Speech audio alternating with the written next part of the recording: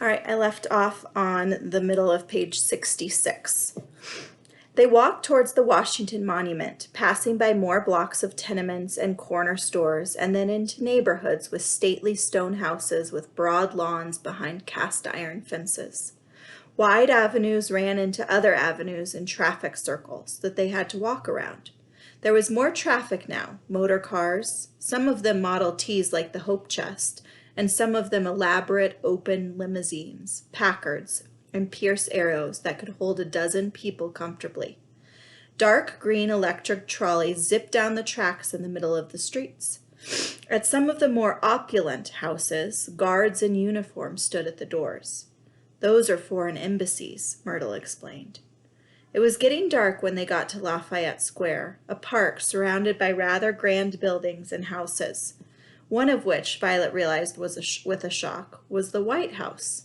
It was set back a bit, behind a wide green lawn. People were strolling on the White House lawn, something that's not allowed anymore.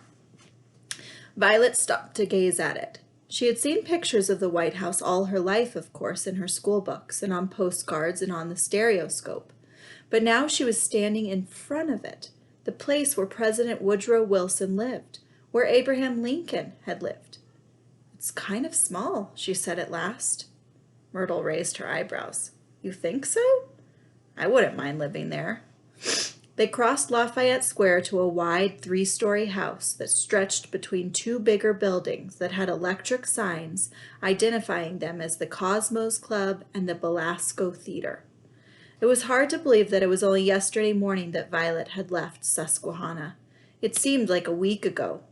She wondered if Chloe could possibly be here. The place seemed so grand and un-Chloe-like. Chloe had always talked about living in a log cabin in Alaska. Violet reached up and pulled the door knocker.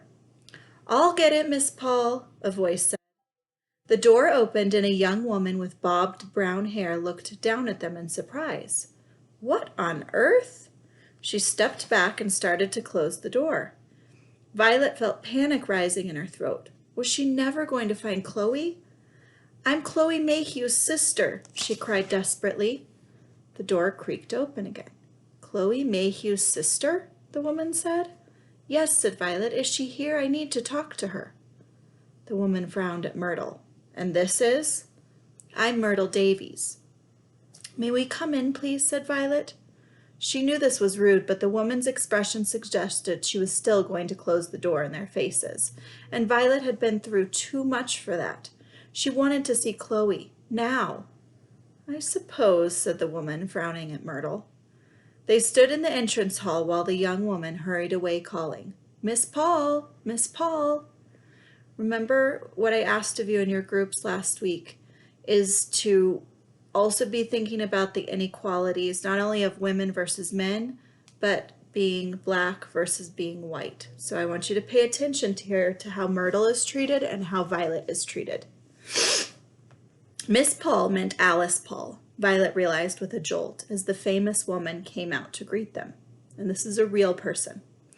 Violet had heard of Alice Paul. Flossie had read about her in the newspapers, about how she had organized the nationwide fight for the Susan B. Anthony Amendment, about the women picketing in front of the White House and being attacked by bystanders and soldiers, and finally being hauled off to jail.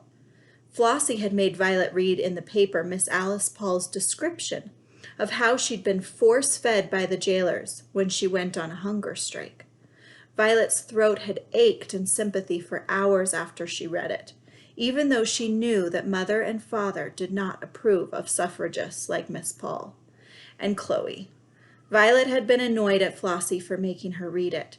She would rather not have known about something that made her feel so uncomfortable.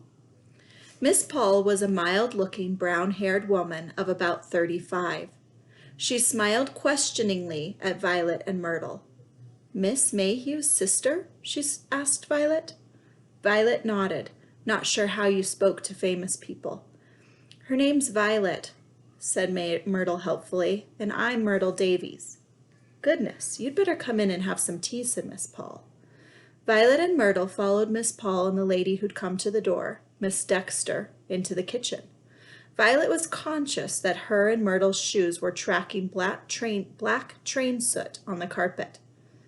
Your sister's been off campaigning for months, Miss Paul explained as she poured tea for them.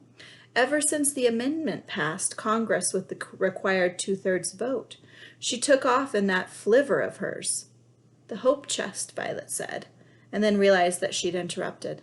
I beg your pardon, Miss Paul. But now that she'd interrupted, she might as well get to the important part. Do you mean that Chloe isn't here?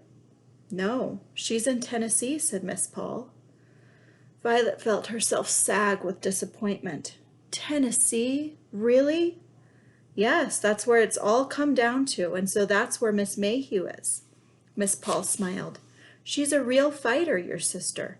She picketed the White House with us, and she went to jail. Jail? Said Violet, so surprised she forgot her disappointment for a minute. Chloe? Don't look so shocked, Violet, said Miss Paul. I've been to jail myself. I know, said Violet. I read about it in the papers. She was getting the hang of talking to famous people now. Miss Paul was very normal seeming and friendly. Not the New York Times, I hope, said Miss Paul, smiling. Well, yes, Violet admitted. My father made me read that one that said. Violet saw from Myrtle's expression that she didn't know what they were talking about, so she explained. The New York Times said that the women picketing the White House just proved that women were unsuited to voting, because no man would ever dream of picketing the White House. She turned back to Miss Paul. My father liked that a lot when they said that. Hello, a woman with bright red hair came into the kitchen. Did I hear you talking about jail? I've been to jail 6 times. We might as well have some of those biscuits if we're having tea. Girls, this is Miss Lucy Burns.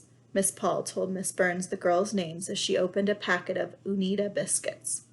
So your father liked the Times article?